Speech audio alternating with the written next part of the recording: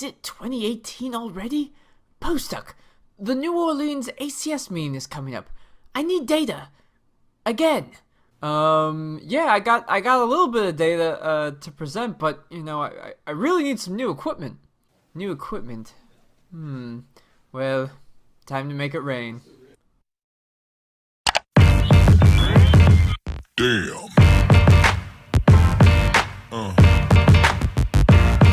Yeah. Yeah. Yeah. Woo! Nice. This is awesome. You have no excuses now. Yeah. Yeah.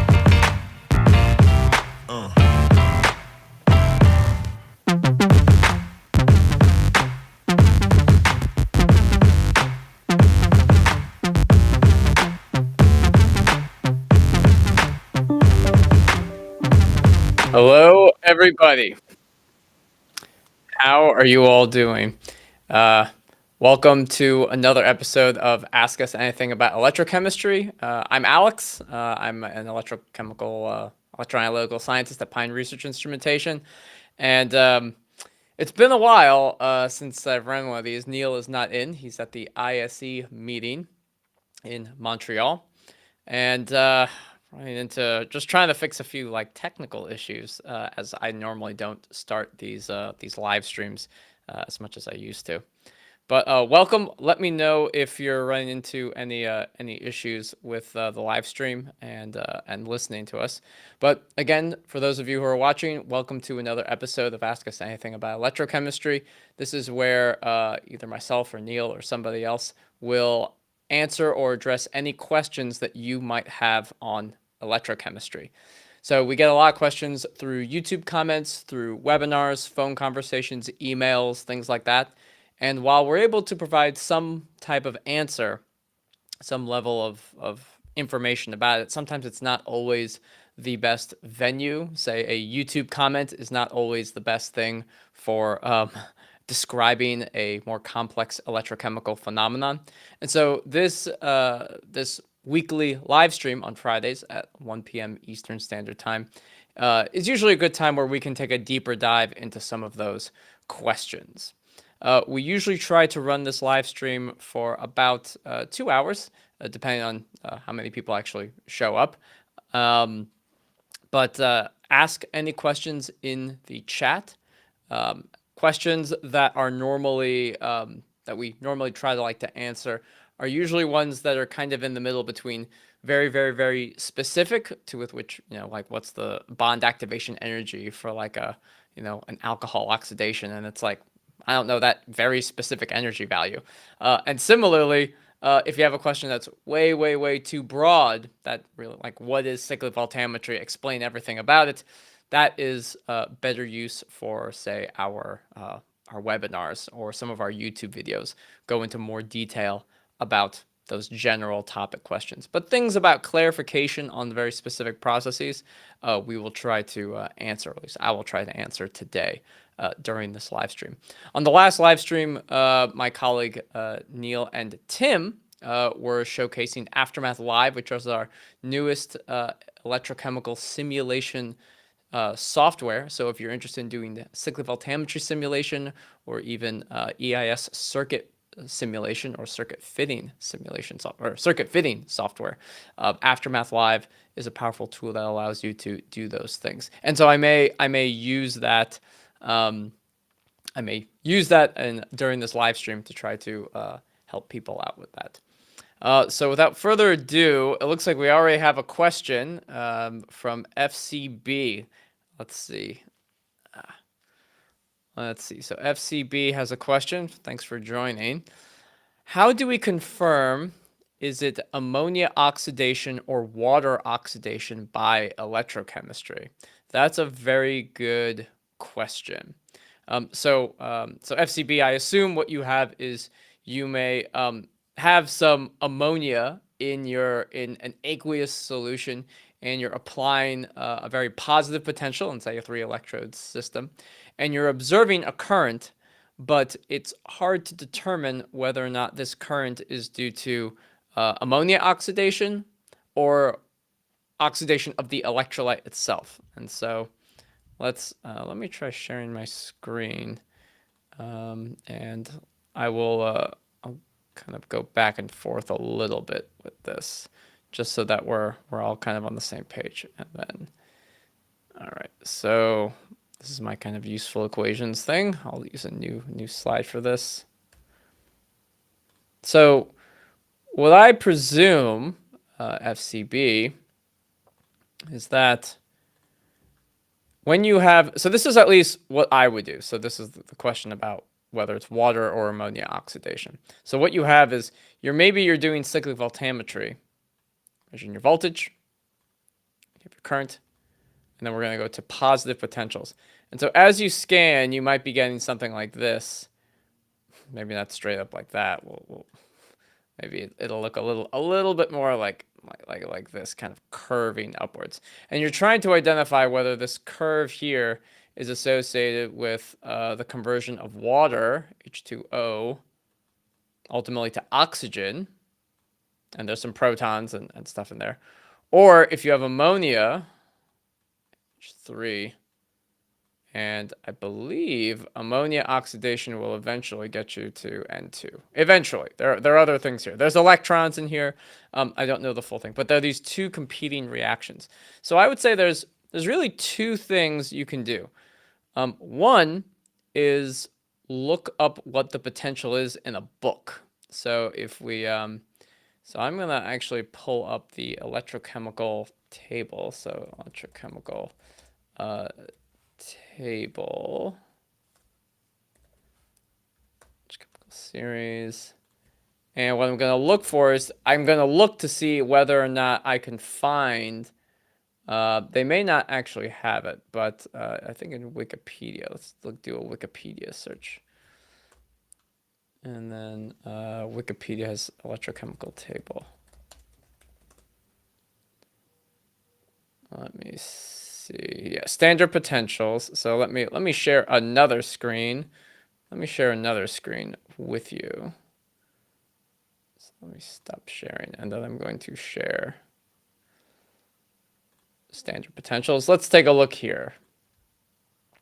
Okay, so this is a list of all the standard potentials. So let's see if I can find, all right, so that's a different kind of reaction with nitrogen. So here's one. Actually, here we go. So this reaction here is ammonia. So you have ammonia, and all these reactions are written as reductions. So this reduction would occur at minus 3.09 volts. So if you're doing the oxidation, the reverse, you would expect to get ammonia oxidation in aqueous solutions at a positive 3 volts, right? So you'd expect to see something at positive 3 volts. Water, on the other hand, because I think I generally know it by hand, it's around 1. Like it's around, you're going to see oxidation around 1 volt or so, or maybe a little more positive. But let's see if I can't find water. So here's 1. This is a reduction reaction. This is around minus 0.8. I'm trying to see if they have another one. But this is one thing you can do right off the bat, is you can look up this table and then determine, okay, I expect to see, if I am oxidizing ammonia, I would expect to see it around this voltage. Now, this is, again, with respect to the standard hydrogen electrode, but, and you may be using like silver chloride or something like that, where it is shifted a decent bit, at least by 1 volt. So with that conversion in mind, you would expect to see around plus 3 or maybe plus 2.8, whatever the conversion comes out to. That's where you would see it. So you can use the potential in your CV to help you understand where it might be. But the other thing that you can do from like an experimental perspective, and I will go back to sharing my other screen here. The other thing you can do is if you're doing this under aqueous conditions, you can change the concentration of the ammonia. So I would change the concentration. And if you change the concentration, just like delta change in concentration, if you change the concentration, you should observe that the amount of current that you get, how high this current is, will actually adjust. And you may even see a shift in the onset potential. So doing the same experiment, but varying, how much you get should also help. These all should kind of go around the same direction. But this should kind of help you determine whether or not you really have ammonia oxidation or whether or not you are oxidizing water. So I would use potential and use both. If this is around 3 volts, then very good chance that you have ammonia oxidation. And it tends to be the case that when you are in aqueous conditions, under aqueous conditions, it is very hard. It's very hard to see that because you may have like a big water thing. What ends up sometimes happening, let me actually make a whole new voltammogram here. What I sometimes observe happening is you may have a case where like you see the water oxidation and then you actually see a peak on top of your water oxidation. This in turn will actually be your ammonia oxidation. So that you may have to sweep very, very, very far positive to actually see it. So which can be hard. This makes it a fairly tricky experiment to do or conduct. So so let's see. You have a follow-up, which is, let's see. Which peak current will appear first, ammonia or water in CV? Generally speaking, I believe water under most conditions. Again, I don't know all the types of metals and electrodes you're using, but I would imagine water would show up first. Generally speaking, even on glassy carbon, you start to see peaks associated with water much more often. This will also depend a little bit if you're in like an acidic or a basic solution. But yes, I would say you would probably see water first, and then you would see ammonia. So that's kind of what I believe FCB is what you would see first, and then again use those tables to try and understand what that will also support which what peak is associated with what. And then I guess another experiment that you could also do is if you are generating if you are oxidizing ammonia and you're generating nitrogen gas, you're probably going to want to not have nitrogen gas in. I was going to say like look for nitrogen, but if you're degassing your system in nitrogen, then that would be hard. You may have to use argon or something like that. But actually look for the nitrogen that's forming. Okay, so he says I got a peak ammonia peak before water in pHs above 9. Yeah, so it will depend on the pH. So I was thinking about neutral pHs. But let's see. So he's got a peak before water at pH above 9. Then well, if you know that your peak is ammonia, then that one definitely would appear first. Well, it does seem. Trying to think a little bit more about it, because if you're starting around like 0 and you have to apply a positive voltage to observe the ammonia oxidation, and it shows up before water. But well, I guess I just thought that you'd see it closer to like +3-ish under aqueous conditions. But I guess you also do have a pH shift. Yeah, so you are looking at ammonia above pH 9.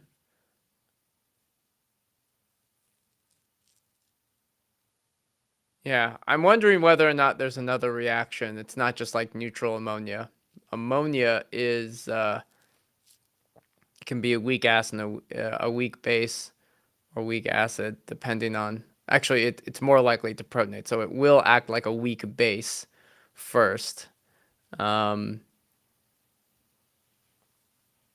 yeah, I'm wondering. I'm wondering if the potential is shifting around a little bit. Well, if you do have a peak for ammonia, then it did in fact appear first before the water.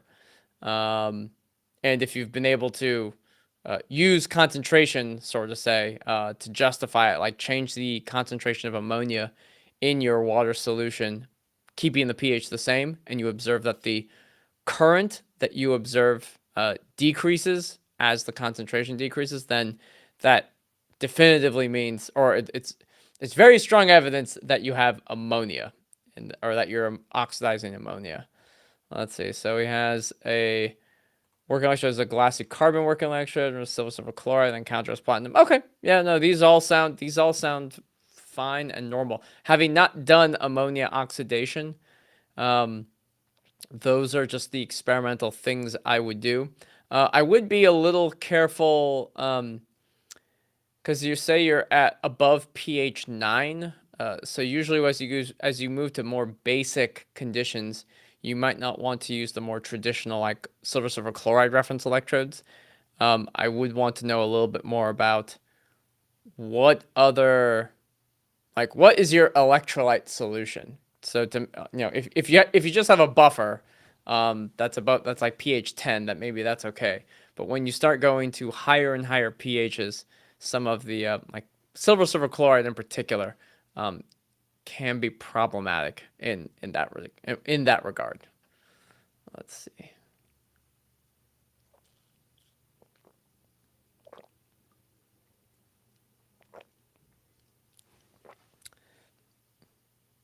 Yeah, so well, usually we have, I think right now we perhaps have a we'll see how many people actually show up to continue. So, well, actually, FCB, I should first ask. Hopefully this helps you, FCB. If you have more questions, please ask. You seem to be the only person here right now, which is fine. I'm more than happy to answer as many questions that you might have about your system, and I will continue to wait a little bit longer for other people to show up. But over the last few weeks, just to kind of give you all an update as to what things have been going on at Pine, I've been traveling a lot. I ran a small workshop at Rutgers University. This was like late July. I'm talking like July like 29th, to teach people about cyclic voltammetry and electrocatalysis. And then similarly, after that, I had to, both myself and Neil have also been doing quite a bit of traveling. I was in Grove City, Pennsylvania, which I think I was still able to do the live stream with you all during that time. I think I ran into an internet problem during that, and so I'm actually kind of curious what happens. Oh, FCB has, I used buffer to ammonium sulfate and ammonia. Interesting. Okay, so you actually have quite a few different species in this solution. I think that's actually, I think that's okay. I think it's all right to have yeah, ammonium sulfate. Ammonium sulfate. Yeah. Yeah. Nope. I think it's fine. Yeah, in that case, because I was worried you had like a potassium hydroxide.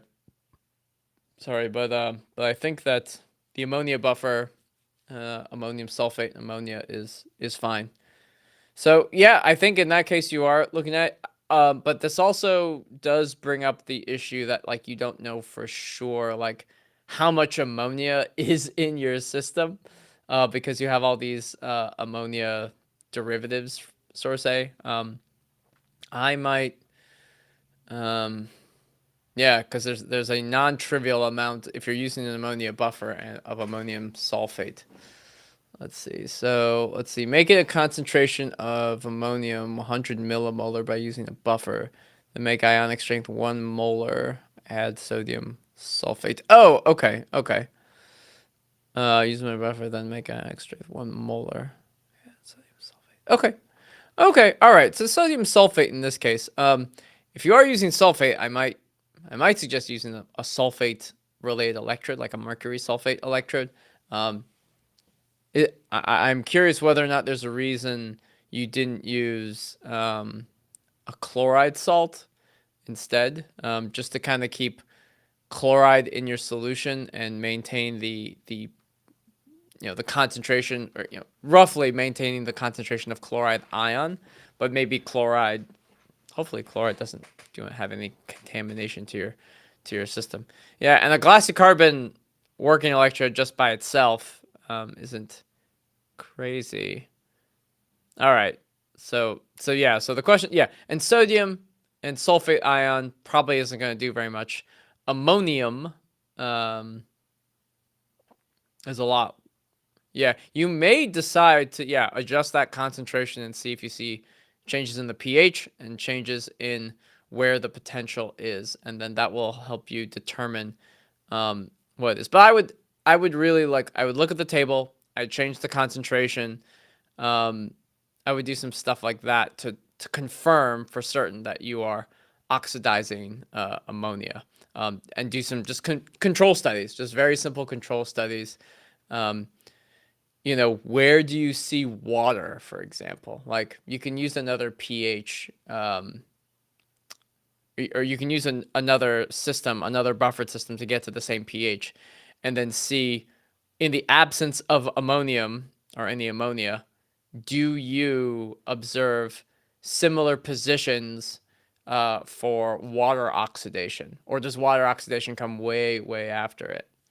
Yeah, so the pH of the buffer was 9. Yeah, so do the same buffer system without any ammonium, and then see whether or not you also observe where you observe like the current starting to increase and what magnitude of the current. But that's a good, just very simple like control experiment to really help you determine this peak is associated with ammonia, and this other peak is associated with water if you get water oxidation at higher voltages. So yeah, that's what I would suggest. FCB. It seems like hopefully this is fairly straightforward. It takes a couple experiments, a couple preparation of several solutions, but I think but this data will also be very helpful just in general. Like, you'll need to do some control experiments anyway whenever doing stuff like that for like ammonia oxidation and things like that. So hopefully that is helpful. But FCB, please continue to ask questions and let me know if you have if I can help you anymore. Let's see. So we'll wait a little bit more for some people. It is the end of summer, but at the same time, I know classes and stuff are, in some places, are starting to pick up. But maybe people are actually, probably a lot of people are at the ISE meeting, as the International Society of Electrochemistry. Let me actually take a look at this. I also do the same experiment in organic medium solvent as DMF. Then I added water in DMF. Okay. Dimethylformamide. I think that will also help too. Non-aqueous solvents can be particularly tricky. I would use like a ferrocene as an internal standard for your system, because you can't really use a good reference electrode in non-aqueous solvents. So yeah, I might make that recommendation as well. But I guess the question then is, what do you observe when you are in organic media? Yeah, DMF. Let's see. Yeah, let me know. Let's see. Yeah, I think there's probably a lot of people at the ISC meeting. Today is the last day of the ISC meeting in Montreal, so perhaps a lot of people aren't able to tune in, which is okay. That's fine. But I am going to update people on some kind of upcoming travel. I was just at the American Chemical Society meeting just this week in Denver, Colorado. So I can assume also there's a lot of people who may still be there, or they're a little tired of chemistry or electrochemistry today for tuning in. But yeah, that's okay. Hit or miss sometimes. There are only just a few people here. But what I'll do is we'll again leave it for a few minutes or so, and then hey, if no one shows up, then no one shows up. That's okay. We can have a very short episode if there isn't a lot of attendance. There haven't been any, and additionally, I don't think there was anything. Let me see. Okay. Okay, help me now. How I convert reference potential from one reference to another. It depends on pH. Yeah, sure, I can help you with that. Help me for the reference potential, one reference to another. Okay. Let me show you. I made a presentation a little while ago that kind of, I think, hopefully helps out with this. So let me find it to make sure that I have it.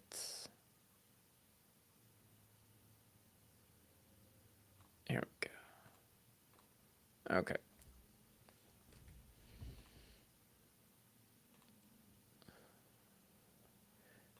I would say one of the things that is particularly useful or helpful for understanding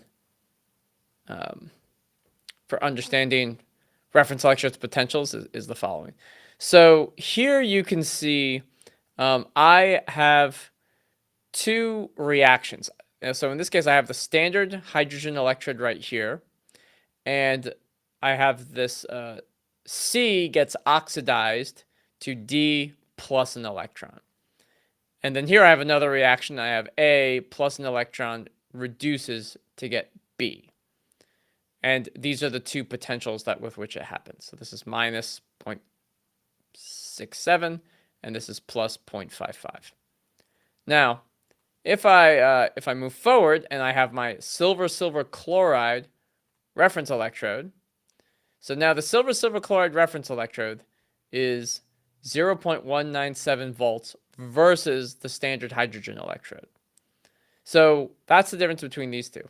And when I look at these reactions on this scale, it makes it a little bit easier for me to conceptually understand how do I need to adjust the potential of, say, this reaction or this reaction to now reference it from SHE to silver chloride.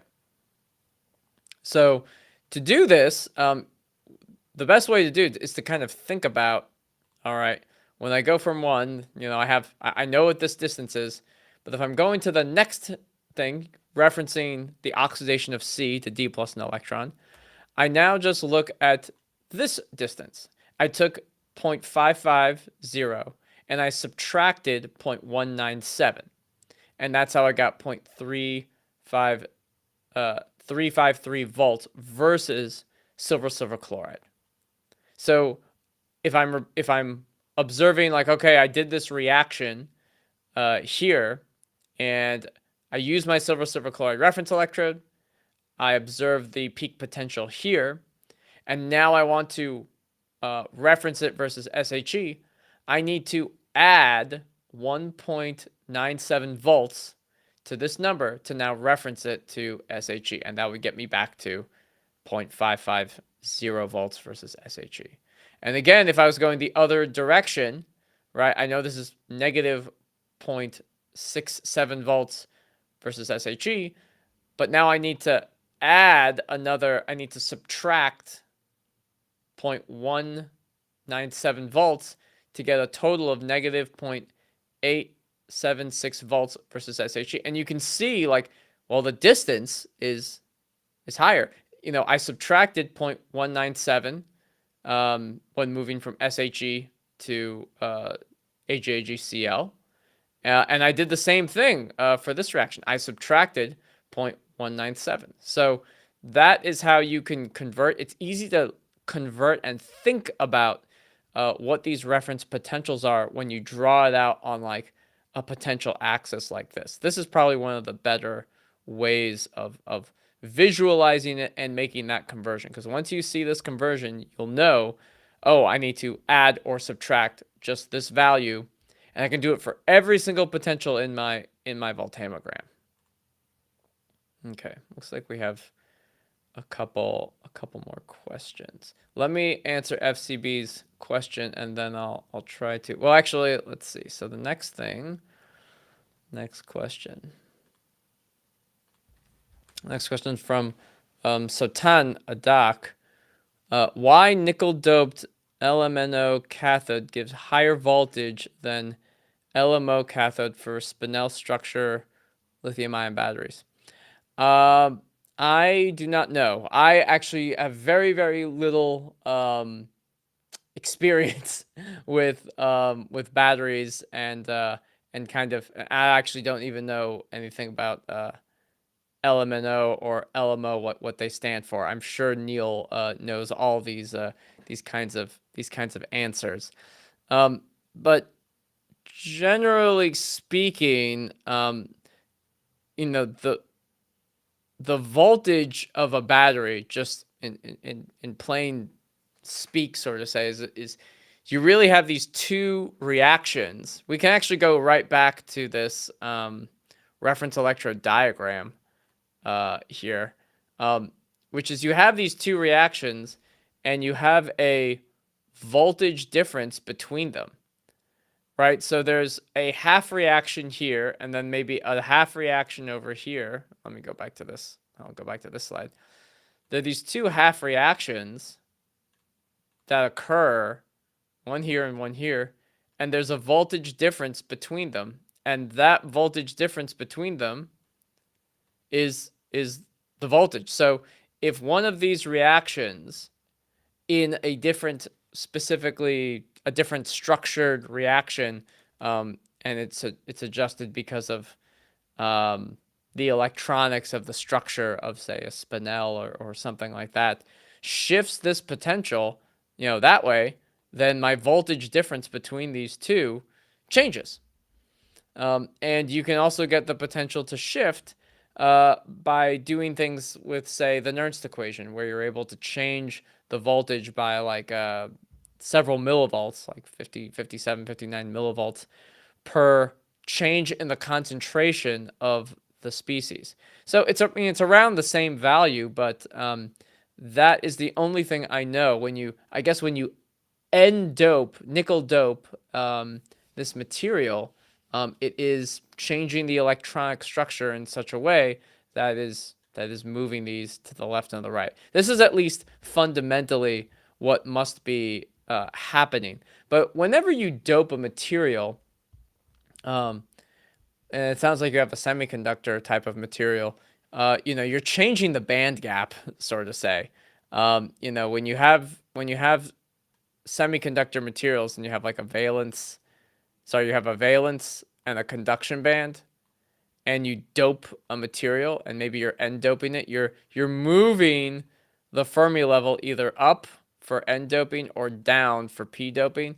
And if you have this as part of a battery circuit or something, and again, I don't know exactly what it is you're doing, but this is like, say, just a metal. Well, now you're changing what this voltage difference is, however much that voltage difference is, by doping it. So I don't know enough about the structure of the materials that you're working with, because I don't know what a LMNO cathode or a LMO cathode are. So, but I think if you dope a material that's a semiconductor, you will have these changes in the Fermi level energy or the flat band potential that manifests itself as having a higher voltage in some way. So I don't know if that answers your question, Satan Adak. let me know if that makes sense, or if you want to provide more information to me. I can try to provide a little bit more information and clarification. Okay. All right. So now what happened if we added so much electrolyte in CV? Okay. So when you add a lot of electrolyte in your solution, usually two things happen. You increase, actually a few things happen. You increasing the concentration of the electrolyte decreases the resistance of your solution. Your solution resistance should go down by adding electrolyte. And again, I'm thinking about water and putting salt into it, and you have a piece of metal in it. That's what I'm thinking about. Similar to your silver chloride, glassy carbon, and platinum wire 3-electrode configuration. So that's one thing. It would decrease the solution resistance by a lot. Additionally, it will also create a thinner, a more compact electrical double layer. So so the double layer, the potential of the double layer becomes tighter. It becomes much more narrow as a function of distance from the electrode surface. So let me do a picture of that. So let's go back to here. We'll erase this. Actually, hold on. I'm making this difficult on myself. Let me just find it. This is so this is in the book Electrochemical Methods, Fundamentals and Applications. Let me see. Give me 1 minute and I will find there is a figure which I believe it's on page, it's in chapter 1. I don't know for sure. Hold on. Semi-empirical. All the good stuff, most of the good stuff is in chapter 1, but it's a matter of finding it. Here we go. Okay, so I'm gonna find, let's see, it's chapter 1. Chapter 1. All right.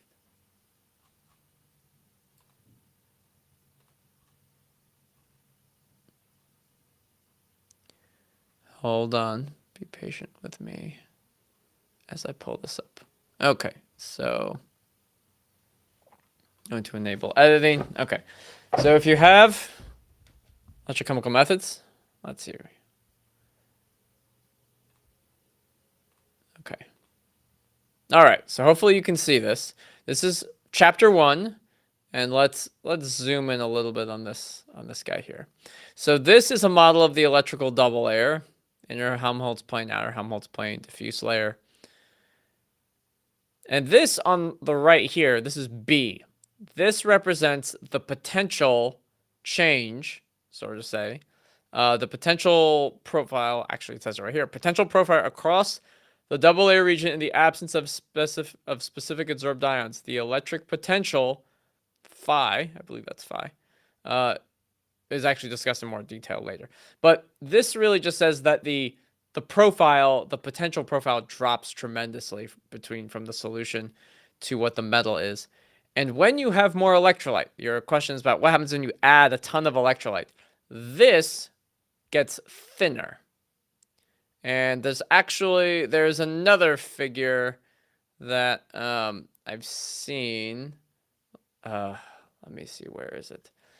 It's in this book. I think there's a very important figure that I want to share with you. And if you give me a second, I will find it. And it will hopefully start to make more sense. Okay, so let's go. 599 is chapter 14 is all about the electrical double layer structure in Barden-Faulkner.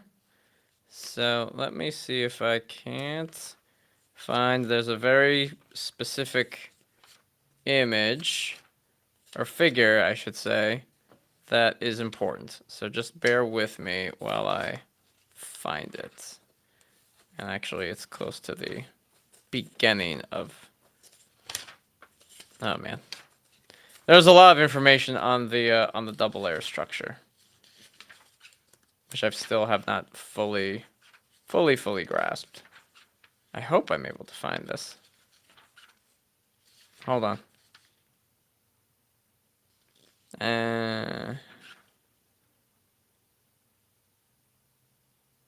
There's a couple figures. Let's see. All right, so this is... Give me 1 second. So this is chapter 14. All right, so... Okay, so let me share this. Clearly, I need to do more things with my time than this. So I'm going to zoom in. It's not this one. But if I continue here. So this here is, this is figure 114.3.5. This is the predicted differential capacitance as kind of as a function of concentration.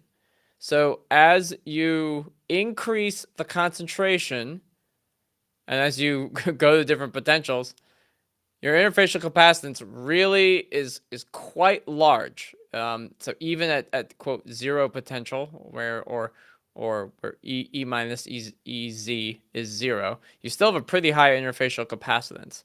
And that's at least why we usually want to have like 0.1 molar is always good. But when you have like 1 molar or higher, as you scan to the left and the right, your capacitance values actually start to per area really start to change, start to increase. There's another figure here, which shows you the change in the potential strength as a function of distance. And so this is really about applied potential, but it can also be applied to, in a way, it can similarly be applied to, or at least thinking about electrolyte concentration, which is to say that at low applied potentials, the field strength is weak, but it extends far out into the bulk of the solution, or not bulk solution. Talking about nanometers here. But here, when you have like a very high voltage, it's actually it's quite high, and it's very sharp. It doesn't extend. The field strength does not extend very far out into the bulk solution. So I don't know how helpful that is. I think you did see it. Did I not share this? I hope that this got shared. So hopefully you did see this image of how the field strength decreases as a function of the applied potential, but also it decreases or changes as a function of the concentration. So as you have higher concentrations, you have higher capacitances, and that also changes as the potential changes. So there's a lot of things happening in these pictures. FCB, I hope that was helpful. Okay. Garji, good to see you again. Let's see if hopefully I can help you. Hello, sir. While preparing the slurry for electrodes fabrication, the general process is to add activated carbon, PVDF, and the sample. Is it necessary to add activated carbon? I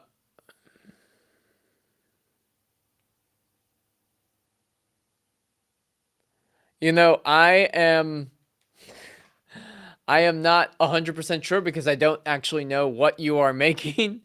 I would say that if you're doing a process for the first time, I would follow it to a T. I would do it basically exactly as it is, and then once you have a little bit of experience with it, then you can make adjustments and try doing it without activated carbon. But sorry, but I do think that you probably will need to add activated carbon.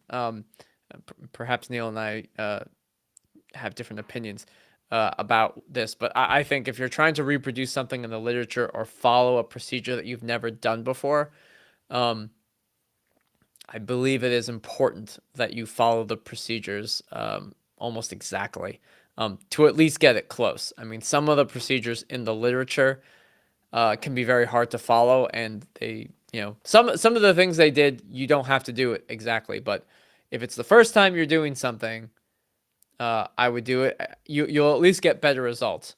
Now, in general, activating the carbon will just make it more reactive, sort of say. So if you want, if you want the values to be good, to get good data the first time you do it, I'd recommend activating it. You can activate things electrochemically by just kind of cycling the potential in some dilute acid and kind of stripping off any kind of weird things that might be on the electrode surface. If you have carbon, like chunks of carbon that you're trying to activate, you need to heat it to very high temperatures, probably under vacuum, to remove like OH groups and a bunch of other kind of random things that might be on the carbon surface.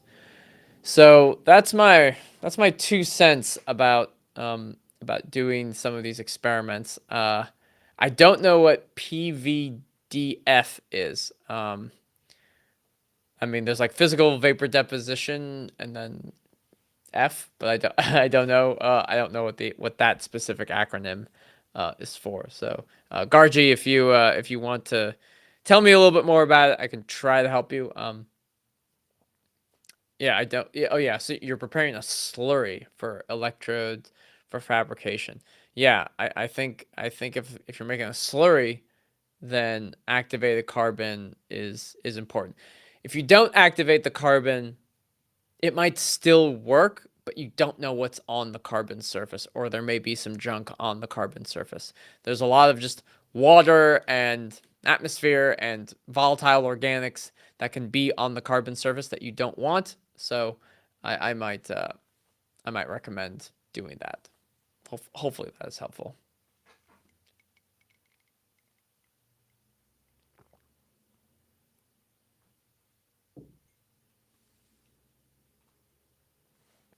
Oh, sorry. FCB is asking, stoichiometric peak and catalytic peak, how do I confirm? So I think when you mean by a stoichiometric peak, you're talking about cyclic voltammetry, and you're trying to get kind of a normal duck-shaped voltammogram. Now, a catalytic peak, catalytic peak, let's see. So how do you confirm whether it's a catalytic peak? So usually the shape of the peak will be a little bit different during catalysis. Now it depends if you have a homogeneous catalyst or a heterogeneous catalyst. There is there's something called it's like a phase diagram that was created by Savant. So let me see if I can't find it. Savant electrocatalysis phase diagram. Let me just see if I can't find it. Here we go. Here we go. Okay, so let me share my screen. Share. Okay. All right, so this guy here, which hopefully is showing, that's not showing up. All right, so this guy on the right-hand side, this is, now what I typed in was Savant electrocatalysis phase diagram. This diagram on the right, and I can't actually like blow this. I can try to blow this up. Let me see if,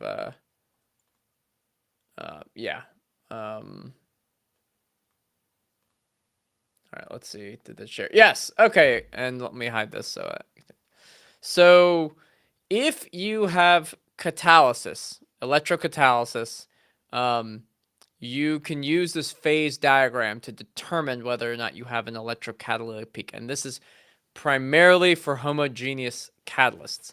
Now, I'm trying to remember a little bit more about what lambda and gamma mean on this. But this here kind of helps us understand it a little bit more. So as you go from top to bottom, as you go from top to bottom, you are you're generally increasing the scan rate. So the scan rate is increasing. You're increasing the concentration of either your catalyst, or in this case, I think your substrate. You do need to look at the book. Like if you look up Jean-Michel Savant phase diagram, this actually comes from. Actually, there was a paper. Let me share the DOI of this paper. Let me copy this DOI. I'm going to put it into the chat.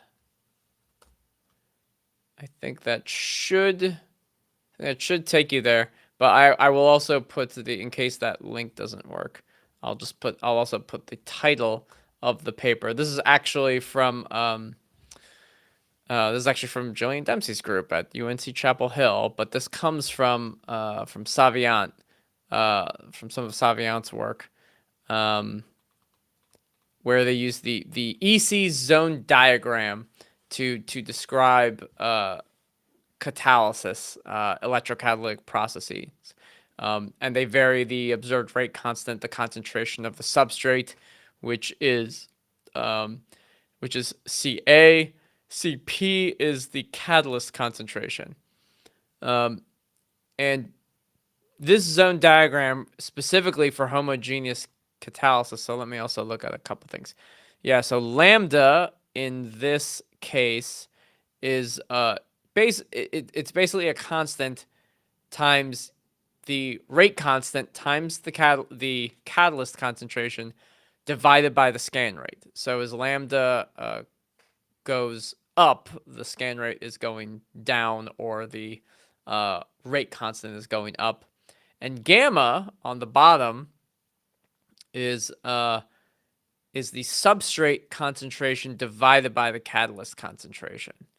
So it's just the ratio of those. And let me share another screen with you. Let me share a different screen. So if I shared, let me share this screen. So this is again from the paper, but it shows that under different zones, depending on the catalyst that you have, you will get different shapes. So again, homogeneous EC reactions, you will get different shapes depending on the concentration of substrate, concentration of the catalyst, the scan rate. This one I've usually seen this one a lot, kind of an irreversible voltammogram with a very large peak current. But these are the kinds of things you want to do. And the no catalysis is kind of your stoichiometric CV, sort of say. So this is what you would normally expect. But when you get these different kinds of voltammograms, that is indicative of varying degrees of catalysis that's occurring. So I hope that is helpful to answer your question, FCB. All right, let me answer Gary's. Gary gave me some more information. So he said that PVDF is a polyvinyl fluoride. This is a binder, and then he thinks that activated carbon will contribute towards electrostatic double layer behavior. It will. I mean, changing the surface a little bit will adjust the potential, sort of say. But so you're going to have activated carbon as part of a slurry that you're going to put on your electrode. I'm assuming there's a catalyst in the slurry as well. Let's see. Slurry for electrode fabrication. If you are just trying to create an electrode, though, by not getting glassy carbon, for example, the activated, I don't know enough about the process because usually if you add a binder, I'm assuming you may need to heat something up, possibly. You may actually activate. It may be the case that you can also activate this thing after the fact. There may be cases where you prepare the electrode and then you need to activate it after it. So you may get away with just doing that. So maybe it's a possibility. Gargi, I don't know for sure, but that's just a guess. Okay, so going forward, we have FCB. It's a question. Can overpotential be negative value? Formal potential and overpotential relationship. Okay, very good question. So the value, it can be negative. So the overpotential sometimes gets a bunch of slightly different definitions.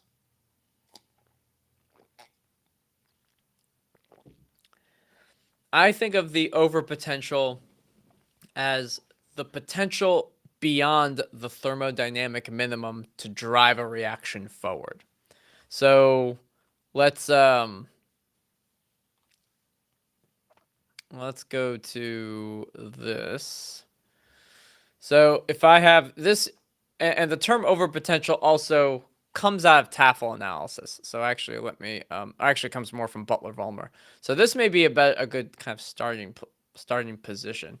But in the Butler-Volmer equation, which states that the net current is equal to, and let me just make sure I'm sharing this correctly. Yes, I am. Let me remove, let me hide this so that everything is observable, and let me make this a bit bigger. So in the Butler-Volmer equation, the net current is equal to Faraday's constant times the area times the heterogeneous rate constant, and then multiplied by the concentration of, say, our oxidized species, where our oxidized species gets an electron plus an electron creates our reduced species, and they both have rate constants associated with it. The concentration times e to the minus 1 minus alpha times NF over RT times E minus E naught. And this E minus E naught on both sides, let's see, so let me just describe it again, minus the concentration of our reduced species times E to the alpha NF over RT times E minus E naught. This term here is referred to as the overpotential.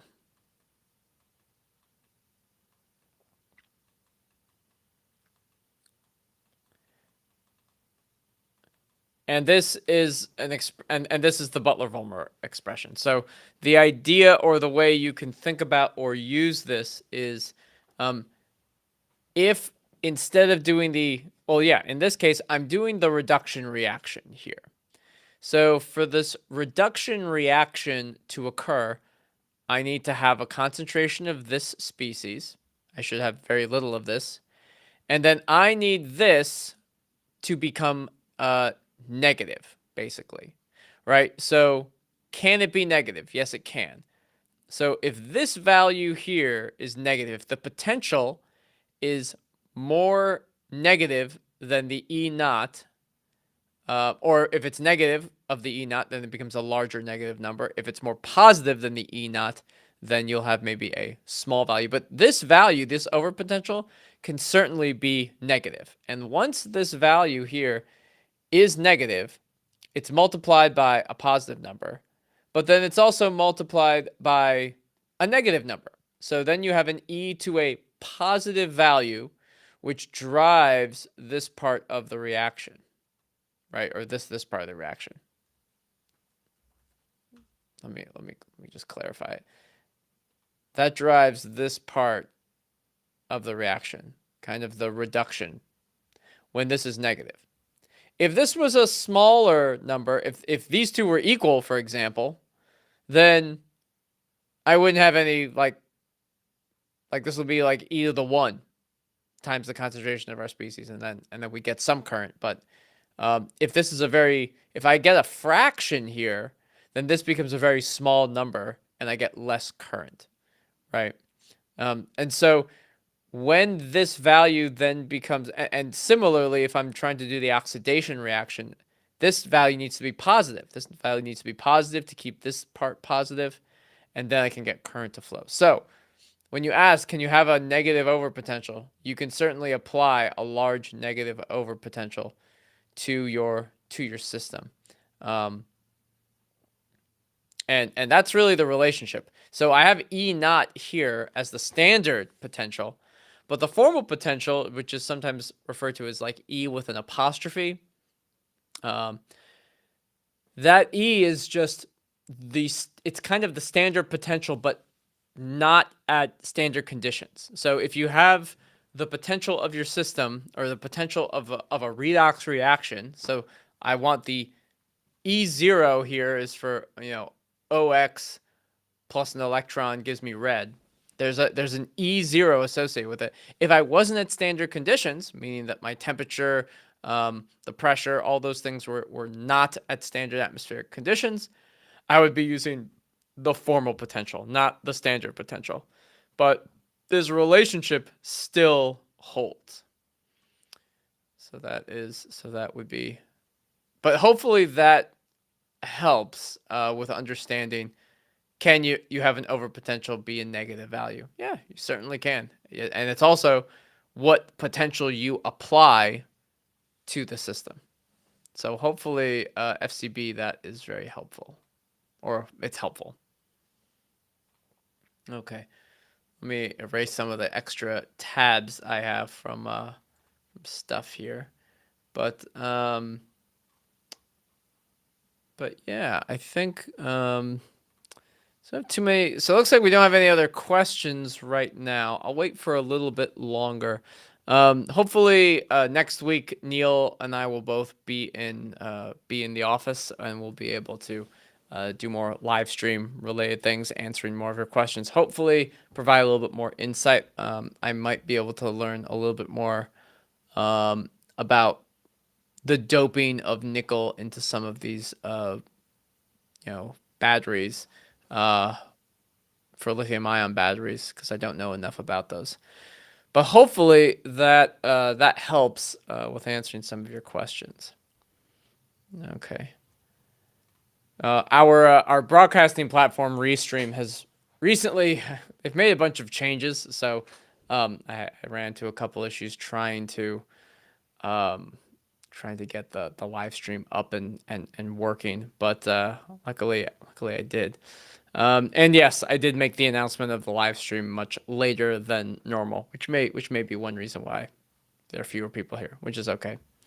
Let's see. How do I contact you? You can contact us. I will write this into the chat, but you need to email pinewire@pineresearch.com. That is the general email address for Pine Research. Mention that you talked to Alex or Neil or one of us during the live stream in the subject line, and then we'll be able to reach back out to you if you have further questions about certain things. Okay. All right. Well, I think that's pretty good. We went for just 1 hour today. Looks like not too many questions, but thank you for those who who attended. I always appreciate people coming by and asking questions, and hopefully we'll see you soon. Take it easy.